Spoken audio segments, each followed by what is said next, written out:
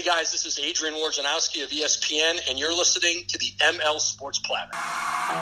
The ML Sports Platter is back with you all over the major platforms like Spotify, Google, Apple, Stitcher, and Deezer. Make sure you do indeed download, subscribe, leave feedback, and a 5-star review. We're brought to you by Stanley Law Offices, the Al and Angus Pub, Sit Mean Sit Syracuse, and our terrific friends at Axe Exotic Pets. Make sure you stop in today for the rarest pets around. Axe Exotic Pets, they've got the aquarium for all of your exotic pets. Of course, they've got snakes, they have specialty birds, they have all sorts of great stuff going on at Axe Exotic Pets right there, Route 11 in Cicero, if you are in and around central New York. And a big tip of the cap, thank you as well to the Swan and Whitaker families for their support of the platter. So it'll be really interesting to see how all these guys do from round one of the NFL draft. And I realize that the NFL draft is completely over, but I wanted to just zero in on this specific podcast on the round one picks only and kind of give, my take, who went where, the impact, the future, what's around that player, no matter what the position is.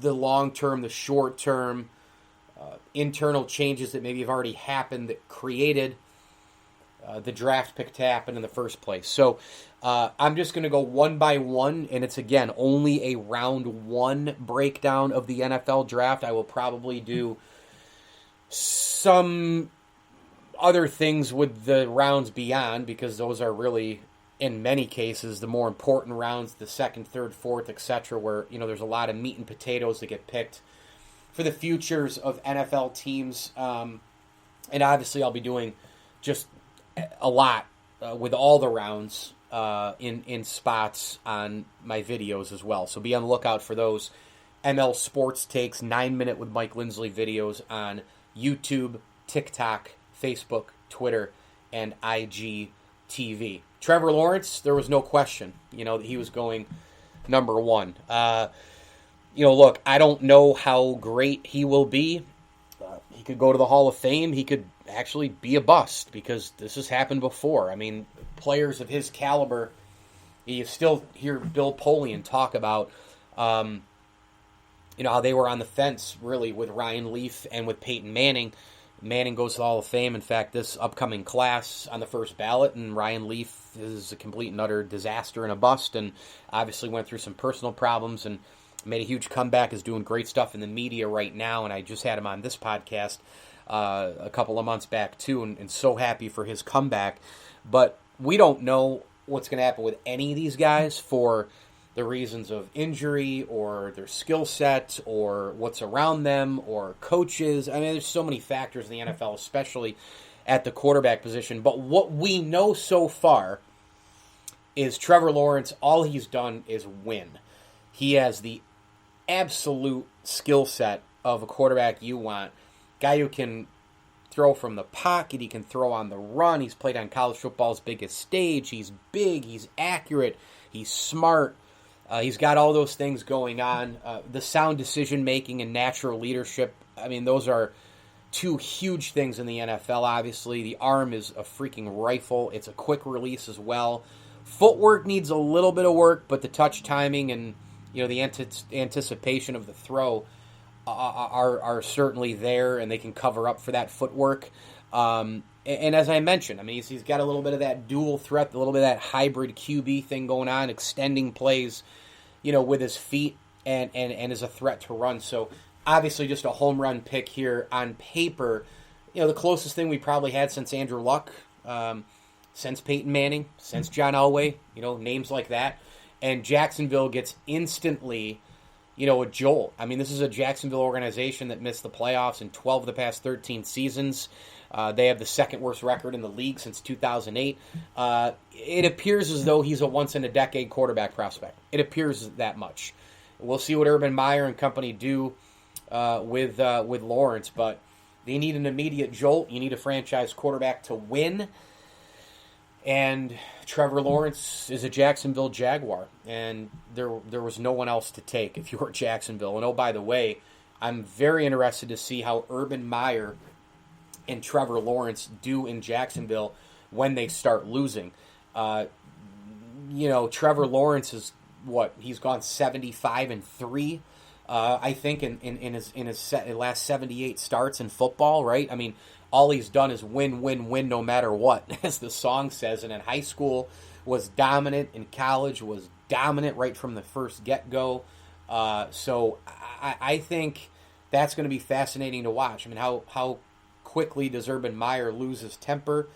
We know he's had health issues in the past. If he gets extra stressed out from the losing, how does that affect him? Does he start barking at the media? Does Lawrence start to lose it a little bit as well under the spotlight? And the big market thing, you can only go so far with the big market thing in the NFL because everything matters in the NFL because it is the NFL. Trevor Lawrence will have a spotlight on him as much as anybody in 2021. Will he have pressure to get to a Super Bowl? Well, no. But he'll have pressure to succeed because he's a number one pick. He's always going to carry that with him. Number 2, Zach Wilson out of BYU goes to the New York Jets. No surprise here either. I don't know about Zach Wilson. I really don't. I think he's obviously got an unbelievable ceiling. His potential is through the roof. He played at BYU. He handled the quarterback pressure there well. That's a school that has a lineage of players. Steve Young, Ty Detmer. The pressure is real there. He's talked about it. Others have talked about it. But I don't know if he'll be full bore, routine Pro Bowler, Hall of Famer kind of guy, or if he'll be way down the list of quarterbacks in the league. I just can't really figure him out, at least where he's at now going into the NFL. But I will tell you, the arm talent's crazy. And obviously the Jets want to have a guy in there, who can lead them into the future. They're one of the many franchises for so many years that just couldn't find a quarterback. And now we'll see if Zach Wilson is that guy. Joe Douglas and company, I think, are really, really, really going to be an improved football team. In fact, I think the whole AFC East is going to be vastly improved. Trey Lance goes to the 49ers at number 3. This was a pick where a lot of people were guessing Mac Jones. I don't think there was any question that Mac Jones was the lead guy. San Francisco had traded up some time ago to go get their guy. And then Justin Fields started to kind of fall into the equation a little bit. And it was between those two guys for a little while, and then all of a sudden, Trey Lance comes in a little bit too. Hey, is there a chance he can come in? He impressed the last pro day. He was great, right before the draft, and they love the quality of person, and they want to run that offense to the highest ability attainable, right? And so Peter Schrager, I heard on NFL Network, he made a great point. And he said, look, is it possible Jimmy Garoppolo can work this offense and produce? Sure, it is. It's possible. But can he get it to the highest ability? Can he achieve, can he get to the top? Can he get to the ceiling?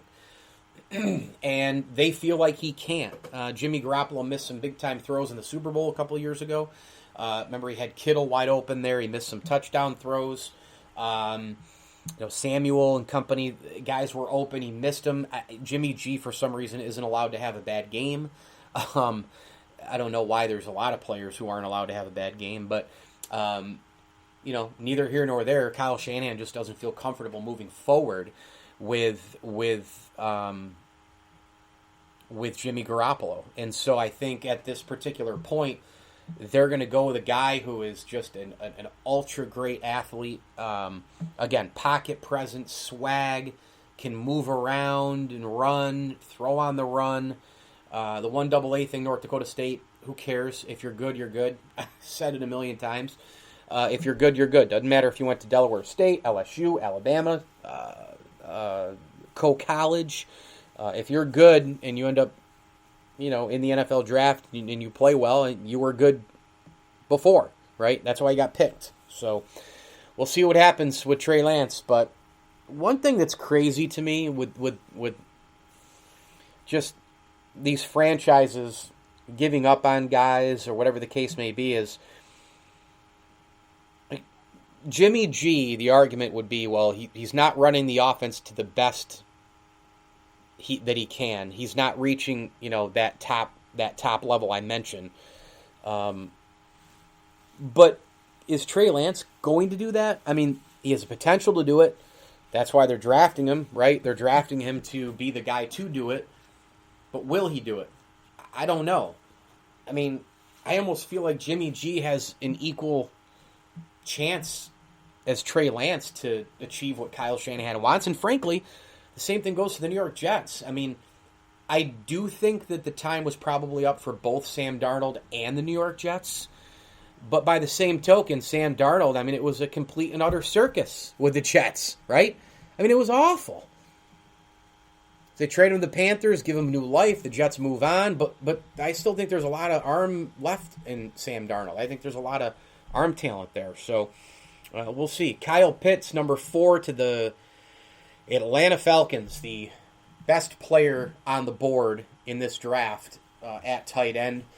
Now, goodness gracious, they're going to stick with Matt Ryan for a couple of more years. This is the Arthur Smith offense now. Fontenette now in their GM, and how do you cover this offense? I mean, Kyle Pitts, Calvin Ridley, Julio Jones.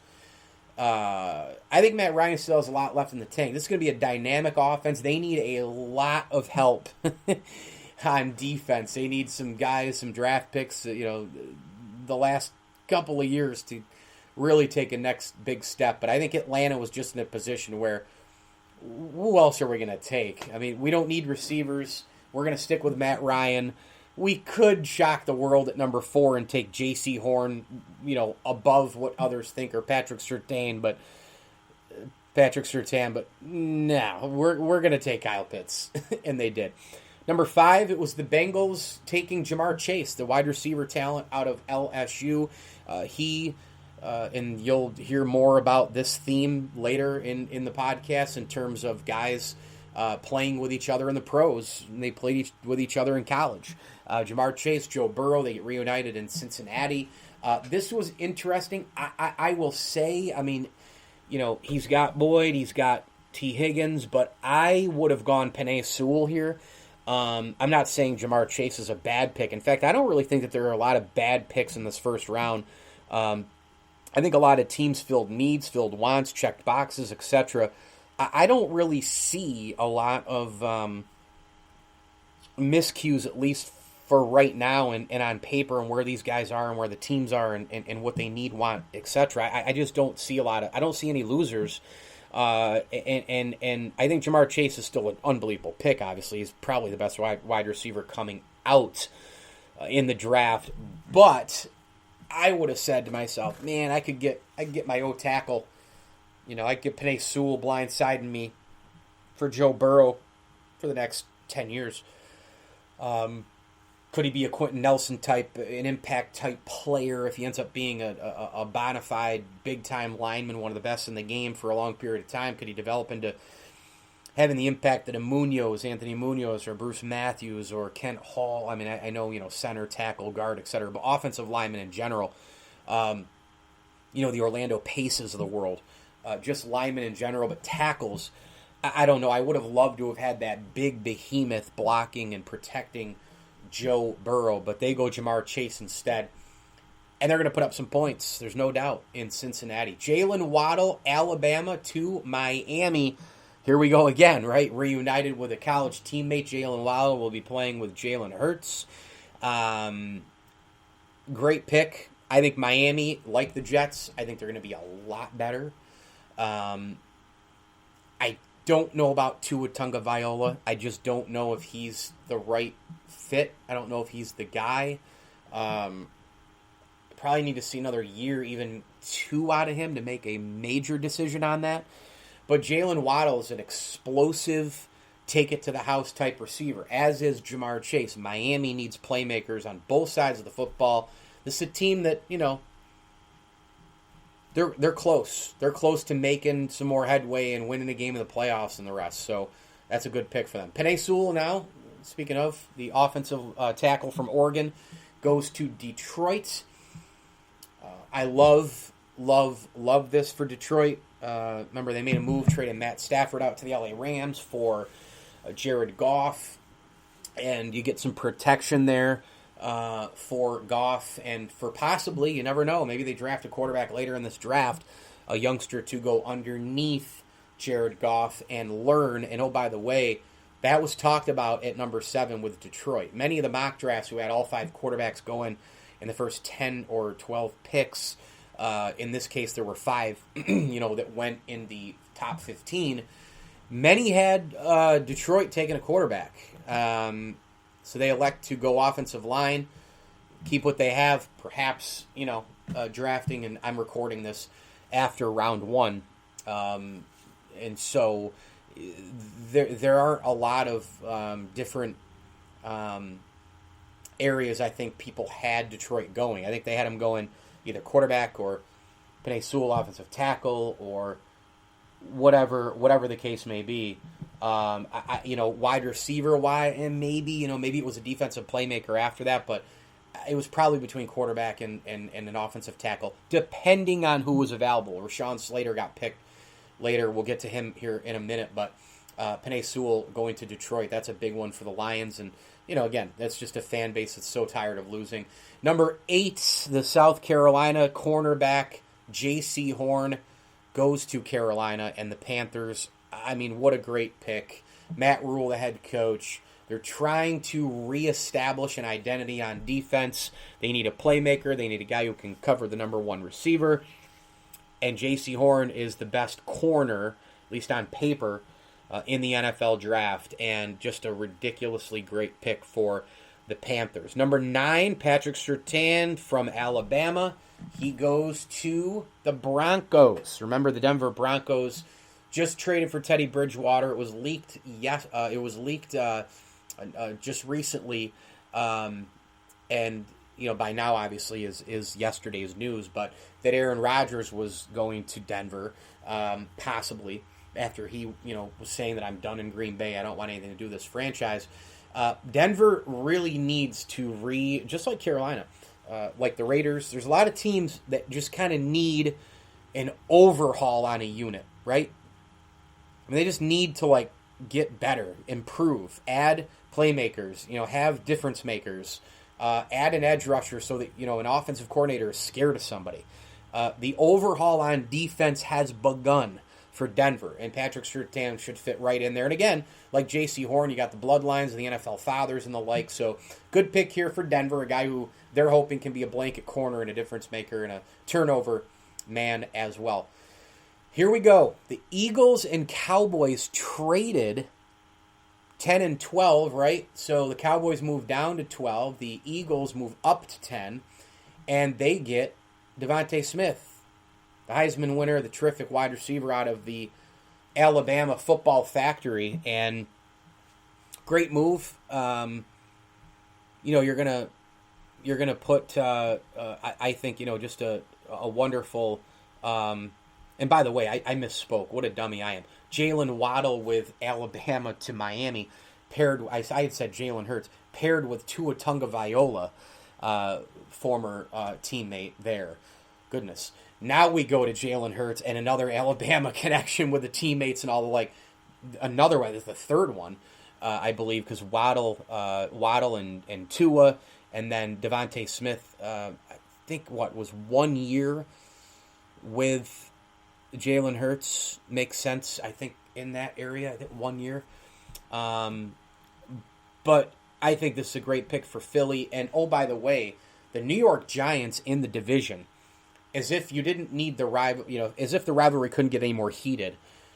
Last year, the Philadelphia Eagles completely just tanked that last game against the Washington football team, and so that did not give the Giants a division. Washington ends up getting it. Now Philadelphia trades up with a division rival, no less, in Dallas. Two hated teams of the New York football Giant fan base, right? They trade up to get Devontae Smith, who the Giants had their eyes on. And so, wow. I mean, this is going to be just an unbelievable turn of events here if Smith ends up being a great wide receiver for the Philadelphia Eagles. They're going to want to air it out, but they need to air it out more if they have a number one, they think they've gotten a number one here in Devontae Smith. Good job by the Philly Eagles getting aggressive and going up to 10 and grabbing Devontae Smith. Number 11, the Giants said, okay, not going to get Devontae Smith. They correctly and quickly traded out of that spot at 11 to go down to number 20. And the Chicago Bears were like, we'll go up. And they grabbed Justin Fields, the QB out of Ohio State, a guy who was criticized a lot in the couple of weeks leading up to the draft, what he can't do, the epilepsy, all these other different things. Some medical reports are saying that he is still affected by that big hit, the college football playoff. Who knows how much of that is true? Physically, how he feels, probably not going to tell anybody. But I think the Bears, they've got to figure out that QB spot. I mean, it's been them, it's been the Raiders, it's been the Browns, it's been the Bills, it's been all these different teams, the Dolphins, for years and years and years. Now, the Bills, now with Josh Allen, but there's still some teams out there, they haven't figured out the quarterback position. And I'm not saying it's easy, but you have to kind of keep striking here. And Matt Nagy, pretty good offensive mind, but Ryan Pace, the GM, he blew it with Mitch Trubisky. I mean, he was hoping that this Matt Nagy offensive-led group would be great, and Trubisky would flourish. Of course, that was obviously the hope. A lot of mixing and matching, a lot of decoy, a lot of different trickery, and all the rest, but hasn't worked out. And they didn't take Deshaun Watson, they didn't take Patty Mahomes, they take Mitch Trubisky, traded up to get him. He ends up being a disaster. Now he's backing up Josh Allen in Buffalo. So this is I think Justin Fields is, you want to talk about a chip on the shoulder here. Holy cow. We got it here with Justin Fields and Ohio State. And by the way, he was the face of basically the Big Ten. He was the one who got things going in terms of the Big Ten playing from a player perspective. So good for him on all counts there. And everyone in the Big Ten who played can thank him for last season playing and getting more reps in and the like. So Justin Fields, I think this one could work. I do. I really do. Micah Parsons from Penn State, the linebacker, inside linebacker, just a world of talent. He has every single possible piece of a skill set you want. He's just a great tackler, awesome size, great range, east-west, north-south. He can beat the run. He can fill gaps, great foot speed. He can cover man-to-man in some zone and can pass rush as well. On delayed blitzes and the like. 6'3", 246. I mean, this guy, he's a beast, and he goes to the Dallas Cowboys. And Dallas, again, they need playmakers on defense as well. Guys who can lead, guys who can grab, get the ball, create turnovers. I think Parsons is a really, really good player. Rashawn Slater, the behemoth offensive tackle out of Northwestern. He goes to the Chargers. Slam dunk. Because the Chargers got their franchise quarterback in Justin Herbert. Impressive rookie season. Now they need to find a way to keep him upright. How do you do that? Go get an offensive lineman. 6'4", 304. Great mechanics, great footwork. Awesome stuff here for the Chargers to get Rashawn Slater in the NFL draft. I just think this was a really, really good one. Moving on, number 14, the Jets trade up to get Elijah Vera Tucker, the offensive guard out of USC. Again, you get the quarterback first, then you get the offensive tackle or guard or whomever to protect him. Vera Tucker is a versatile guy. He's a point of attack type blocker. Really good body control, and in pass protection, he's very mobile. He anchors well there. He could play left tackle. He's versatile enough to do that in the NFL. He played a little bit of that last year, but he has marginal length for a tackle prospect, and his ceiling is much higher at guard, where he was basically a full-time guard in 2019. So, look, the Jets were awful in pass protections. Every single metric you look at, pass protection metrics, horrendous. That's part of what got Sam Darnold out of town, and they're hoping to start a new world here, a new regime with Zach Wilson and, of course, Elijah Vera Tucker blocking him. Things always seem to work out for the Patriots, don't they? I mean, they didn't even have to trade up to go get a quarterback. I was actually surprised to hear people say that they weren't going to go quarterback in the first round. What are you kidding me? They brought Cam Newton back as kind of a Band-Aid, but what the heck are they going to do in 2022 as well? Well, they went out and got Mac Jones out of Alabama, who, again, national champ, flew onto the radar out of nowhere, kind of like a Zach Wilson, kind of like a lot of quarterbacks we've seen the last few years. I mean, you don't hear anything about them. You don't know where they are unless you're a diehard college football fan or diehard college football media worker, right, where you're just kind of, you're pecking and clawing and trying to know everything about every player and every coach and every team, which then obviously helps you at this time of year with the NFL draft. But the reality is, this is a really good pick for New England. Period. End of discussion. They went out and spent a ton of money in the offseason. Jonnu Smith, Hunter Henry, and I think Bill Belichick really wants to go with this thing. He was pissed last year. I actually thought he had a great year coaching at 7-9. I thought it was just an amazing year for him. And so we'll see what Mac Jones does, but they've built around him. Now you insert him in. He's going to have great coaching with Josh McDaniels and Bill Belichick and company. He's going to have some help on that side of the ball. He's not going into a piss-poor situation. The line is fairly decent, needs to improve a little bit, but a super smart guy. The recall is unbelievable, played on the biggest of stages. I think this is a good pick for New England. I really do. I think this is a great fit. And in their system, I think Mac Jones can flourish. Zaven Collins out of Tulsa, tremendous outside linebacker talent. I remember a couple of months ago watching a ton of linebacker tape, just thinking maybe the Bills would take a linebacker. But Collins, he's just so versatile and so dynamic, and he's got that size, length, and range. I mean, that's the blend for him. The skill set's through the roof. He reads the quarterback, great ball skills, always around the ball. Can stop the run, can stop the pass, and he's fast as hell for 6'5", 259. This guy is a beast, Zaven Collins, and I think, no doubt about it, that the Arizona Cardinals got a good one here, and we know that they were active in free agency. They'll go out and get J.J. Watt and company. Now you're adding some youngsters to this defense that needs to improve, and look, if they're going to contend and win in the West, that pass rush has to get better, and they've got to stop those 3rd down and 7s that really can hurt the Cardinals week in and week out. Alex Leatherwood, Alabama offensive tackle. Can never go wrong with an offensive tackle from the SEC, right? I mean, a guy who, played at Alabama, learned Nick Saban and his great coaching staff and the like. And really, the Raiders need offensive line help, so good pick there. Jalen Phillips out of Miami goes to Miami, and the Dolphins there. Again, you fix one side of the ball, and then you go to the other side of the ball. Jalen Phillips, a talented edge rusher. I like that pick for the Dolphins as well. Again, I don't really dislike a lot of picks from this first round. I really don't. I think everybody either filled a need or a want or both, set up for the short term and the long term, or one or the other.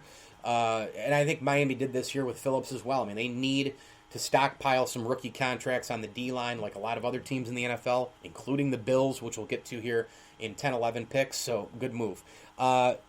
Jammin Davis, or Jammin Davis, I can't remember how to pronounce that, out of Kentucky, inside linebacker. Don't know a lot about him other than he's kind of an off-ball linebacker and was picked by the Washington football team because he has great range and length. And that is a Ron Rivera staple on defense. If you have those two things, you're going to fit right in. Nice pick for Washington there. The Giants, mentioned them trading down and out of number 11.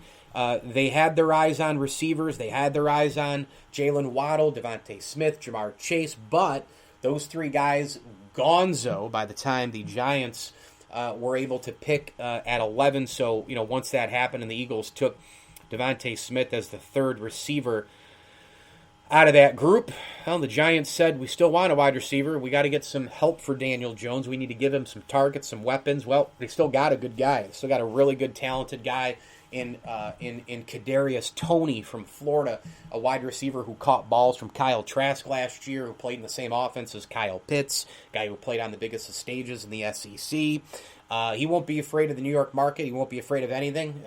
These guys who played 75,000, 80,000 capacity crowds, 100,000 You go to the NFL, I mean, it's the same thing. I mean, it's the same crowd. It looks the same when you run out.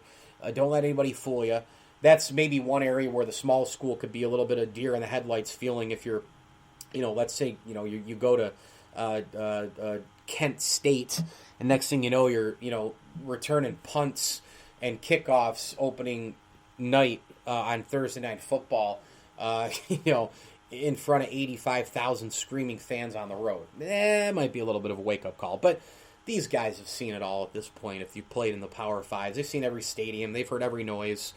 I think Tony's going to be a good fit there. I do. I don't know if he'll ever develop into a number one. Clearly, the Giants need to get a number one for Daniel Jones. They need to really stockpile a lot of talent. You get Saquon Barkley back. So the Giants did, I think, a lot in this draft because they still got a position of need/want, and because the guys they coveted were gone, they made something out of that, right? They turned a negative into a positive and got draft picks for the future by trading down. So good job there by Dave Gettleman and company. Kwity Paye, the talented defensive end out of Michigan, if you know his story, it's a remarkable one. And there you go. The Colts are one of these teams, like I've mentioned with the Cowboys and some others, they need to improve the playmaking or the difference-making, the impact guys. You need guys who can scare the offensive coordinator.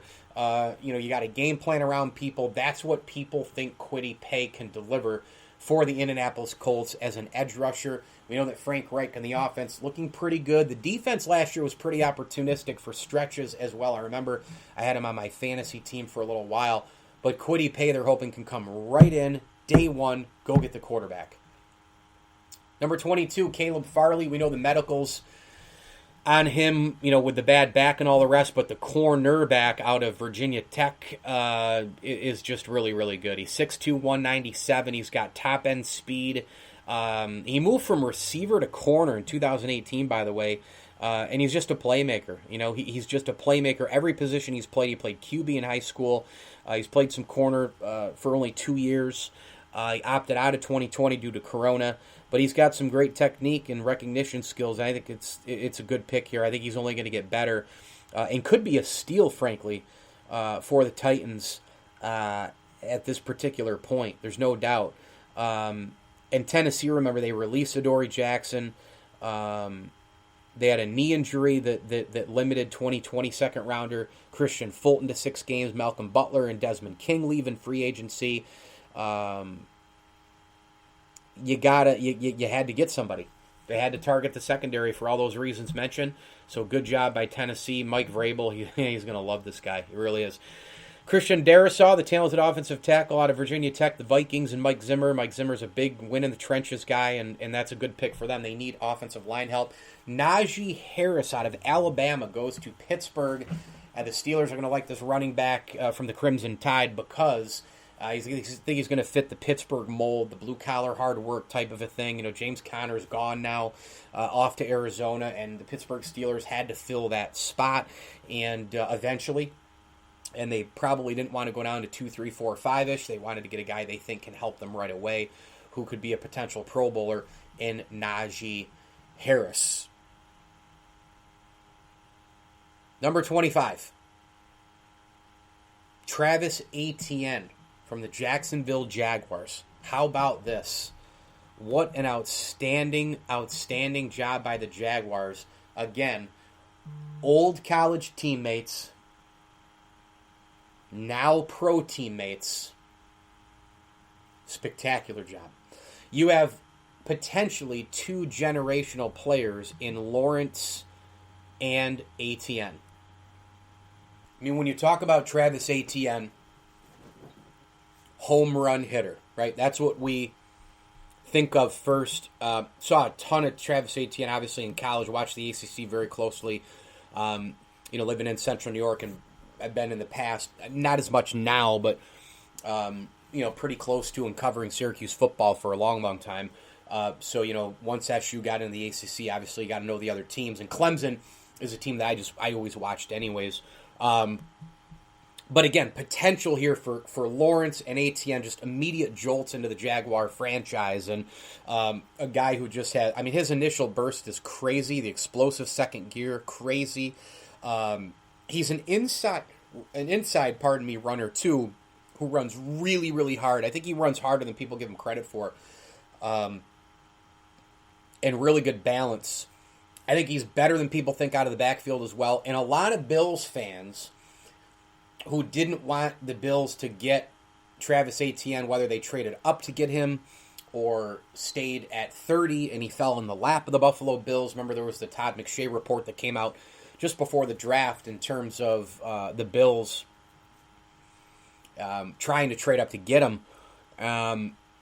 Maybe Brandon Beane did try to do that, but the cost was just too high. And the Bills fans who didn't want Travis Etienne, it was kind of twofold. One was, they don't need a running back. You just got Matt Breida, you've got Devin Singletary and Zach Moss. Give those guys, more of a chance. And oh, by the way, Travis Etienne, Clemson running back, CJ Spiller, they're the same guy. Well, they're really not the same guy. That shouldn't be the argument. I like the first argument better than the second, but I think this was good by Jacksonville. I mean, I really do. And now you can, piecemeal this thing together and try to get some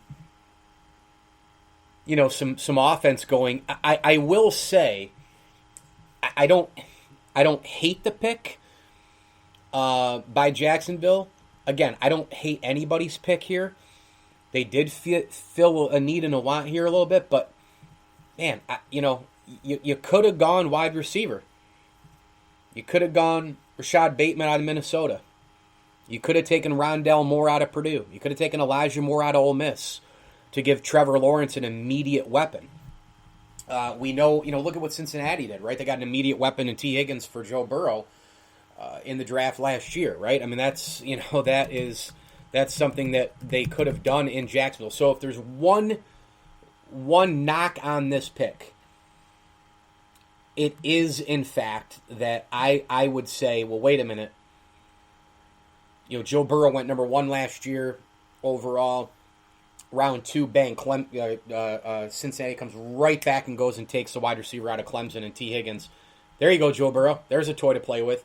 Maybe Jacksonville could have gone that route instead. They could have gotten a wide receiver who was a potential number 2 and potential number 1 to catch balls from Trevor Lawrence. Either way, they're counting on Etienne to be a dual running back threat out of the backfield. Number 26, and that was a trade, by the way, for the Jaguars as well, getting that spot at 25. Greg Newsome II out of Northwestern. He has the potential to be a blanket corner. The Northwestern product goes to Cleveland. And they are in a spot right now where I'm telling you, man, that roster, that's a Super Bowl roster, man. That's a Super Bowl roster right now. The question is, how good can Baker be, Denzel Ward is really, really good when he's healthy. Greedy Williams missed a bunch of games. Those guys are both really good when they're healthy.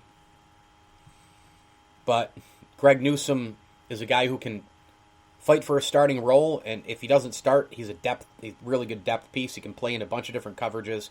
Remember, Cleveland allowed 15 touchdowns on passes thrown 15 yards downfield, which is tied with the Cowboys for the most in the league.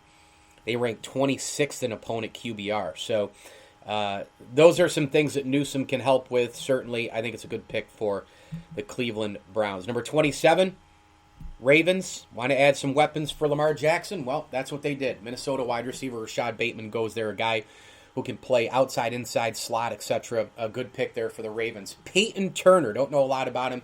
Edge rusher for the Houston team, Houston Cougars. What I will say is New Orleans, again, falls into another, that same category. Reshape the defense. They got to get scarier. The pass rush was horrific last year, and you're in a division where you're still chasing Matt Ryan and you're chasing Tom Brady coming off of a Super Bowl win with the Tampa Bay Buccaneers. So the Saints have got to get some help up front. They did just that. Georgia, corner back. Eric Stokes goes to the Green Bay Packers. Terrific move here, I think, for Green Bay. Secondary, pretty shaky, and giving up too many big plays, too many big third and longs, too many big plays in the playoffs. Although coaching, didn't help at all against Tampa. But I like this pick for Green Bay. I think this is going to be a good one. Eric Stokes, I think, has a lot of potential from Georgia. Gregory Rousseau for the Buffalo Bills at number 30, the Miami defensive end. Awesome pick here. You're dealing with a guy who is just a blend of a bunch of different skills. Size, length, top-end speed. He's an absolute nightmare for interior offensive linemen because he can kick inside to rush the passer, and his motor is absolutely through the roof. He's got the tools. He can develop into a productive edge rusher, and the Bills didn't trade up. I thought as this draft was going on that there was a little bit of, as it was going, I'm thinking, man, the way it is here, and the Bills can stay, they're going to get anybody they want. And then I changed. It was like, oh, should they trade up? And I'm happy with what they did as a Bills fan. I think this is a good move. I think he's got unbelievable potential in this defense. And the Bills checked every box here, right? Short term, because he might be able to help you right away, and he can challenge for the starting spot opposite side Jerry Hughes. It's long term because Hughes and Addison come off the books this coming year. And I can't imagine either guy being back unless they take real minimal money, from the Bills. Jerry Hughes may do that because he may see the market and realize things. And maybe Buffalo gets really close again to a championship and he's, I want to go one more year with him or whatever. So that could be the case. But neither here nor there. I mean, you have that looming in the future. And the Bills need to stack up like many other teams because of the salary cap situation that teams are in. They need to start stacking up rookie contracts. So they're doing that here with Gregory Rousseau out of Miami. Just a great, need, want, long-term, short-term, check the box in every category. I just think this is a really good pick for Brandon Beane and the Buffalo Bills. Sean McDermott, Leslie Frazier, that defense is a great fit for Rousseau. Jason Owa out of Penn State, the outside linebacker, super talented guy, somebody who's going to fit right into that Ravens scheme. The versatility is what they like here, and probably has the highest ceiling of any edge defender in the class, according to most scouts. So really like this one for Baltimore. Number 32, Joe Tryon, Washington, outside linebacker, goes to Tampa Bay. They're just trying to build, more depth pieces, more rookie contracts on the defense. Smart pick for Tampa Bay. He's got a quick first step. He's super long, 6'5", 259. The wingspan's great. He's got top-end speed. He can attack. He's an attacker. He really is, and he's always around the football. Initial surge is fantastic. And, again, locates the football as a run defender, locates the football as a pass rusher, in blitzes. Terrific pick here. And here's one real thing to think about. Tampa Bay returns every starter, so there isn't a pressing need, right, for that. But this is where, in the NFL draft, you hear oftentimes, like a team, especially a team that won the Super Bowl, went to the Super Bowl, came close to the Super Bowl. With the roster Tampa has right now, they look at value over everything at 32. Because they know, hey, we got Brady, don't need a quarterback. We got a ton of offensive weapons, plus a lot of the biggest, best weapons, they're going to be gone by 15, 20. We don't want to trade up because we need to save our draft capital, right? We got to stack some rookie contracts. Where can we go? It's not necessarily best player available, but it's best player available with the most value. And so a good value pick here is Trion, and he should contribute, I think, as a rotational player, as a rookie. And, he could be an early starter in his career, if not year one, as he improves in that defense, maybe year two. And remember, Jason Pierre-Paul is 32.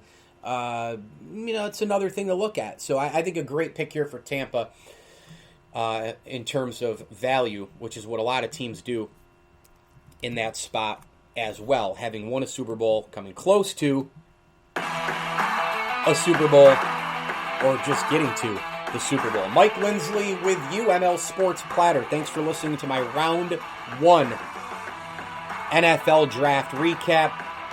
Hit me all over the social media platforms. Download, subscribe, leave feedback, and a 5-star review for this very podcast as well. The ML Sports Platter is on Google, Spotify, Apple, Stitcher, Deezer, iHeart, Amazon Music, CastBox. Download, subscribe, leave feedback, and a 5-star review. Tell everybody about it as we try to get those numbers up on a daily basis. We are presented by our great friends at Bryant and Stratton College. For every and in life, Bryant and Stratton College 2- and 4-year degrees are available now. Log on to bryantstratton.edu. If you're in and around Central New York, they have 2 great locations as well, James Street and in Liverpool. Big thanks to Camillus Golf Club, the Allen Angus Pub, and your State Farm agent, Matt Graham. Get a free rate quote today if you're in and around Central New York or in the great state of New York. SyracuseInsuranceAgent.com. Business, health, bank, life, home, and auto. Life is a good, like a good neighbor. State Farm is there with State Farm and Matt Graham. SyracuseInsuranceAgent.com on South Bay Road in North Syracuse. Get a free rate quote today and ask, by the way, about the recent State Farm ad drop as well. As I always tell you, enjoy the games.